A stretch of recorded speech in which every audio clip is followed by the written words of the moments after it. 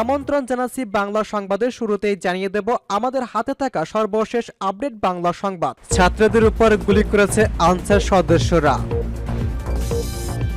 শেখ হাসিনা ছিল ভারতের গোলামী সরকার বলল খেলাফত মজলিস। সর্বশেষ জানিয়ে দেব 6 ঘন্টা পর বন্ধ ক্যাপ্টেন বাঁধের জলকপাট। শুনছিলেন সংবাদ শিরোনাম, এখন বিস্তারিত। তার আগে অনুরোধ থাকবে ভিডিওতে একটি লাইক ও কমেন্টস করে জানিয়ে দিন আপনি কোথা থেকে শুনছেন এবং দেখছেন। ছাত্রদের উপর গুলি করেছে আনসার সদস্যরা। রাজধানী সচিবালয়ে শিক্ষার্থীদের লক্ষ্য করে গুলি ছুড়েছেন অবরুদ্ধ আনসার সদস্যরা। রাত 10:15টার দিকে আনসার সদস্যরা শিক্ষার্থীদের লক্ষ্য করে গুলি ছুড়তে থাকে। এর আগে আনসারের বিভিন্ন দাবি মেনে নেওয়ার পরও বাহিনীটির একটি দল সচিবালয়ে অন্তর্বর্তী সরকারের উপদেষ্টাদের আটকে রেখেছে এবং কর্মকর্তা কর্মচারীদের মারধর করেছে বলে ভিডিও বার্তায় অভিযোগ করেছেন বৈষম্যবিরোধী ছাত্র আন্দোলনের সমন্বয়ক হাসনাত আবদুল্লাহ।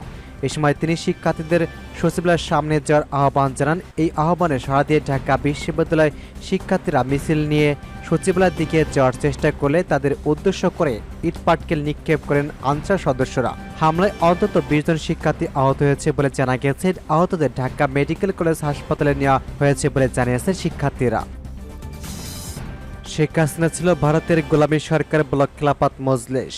খেলাফত মজলিসের কেন্দ্রীয় কমিটির নায়েবে আমির আহমদ আলী কাসেমি বলেছেন, শেখ হাসিনা সরকার ছিল ভারতের এক ধরনের গোলামী সরকার। ভারত সরকার বিগত 3টি নির্বাচনে শেখ হাসিনাকে নির্লজ্জভাবে সমর্থন করেছে। রোববার দুপুরের দিকে জেলা খেলাফত মজলিসের আয়োজনে মানিকগঞ্জ শহরে শহীদ স্মৃতি স্তম্ভের পদদর্শে সমাবেশে প্রধানমন্ত্রীর বক্তব্যে তিনি এসব কথা বলেছেন। তিনি বলেছেন, ভোটারবিহীন নির্বাচন করে 3বারও অবৈধভাবে ক্ষমতায় ছিল শেখ হাসিনা। সে সময় খুন গুম করে মানুষকে আয়নাঘরে নিয়ে নির্যাতন করেছে, কিন্তু আয়নাঘর কোনো জেলখানা নয়। এই শেষে মনে করেছিল চিরদিনের জন্য ক্ষমতায় থাকবে, সে আর ক্ষমতা যুক্ত হবে না। কিন্তু ছাত্র জনতার সংগ্রাম করে বুকের তাজা রক্ত ঝরিয়ে বাংলাদেশের মানুষকে মুক্তি করেছেন।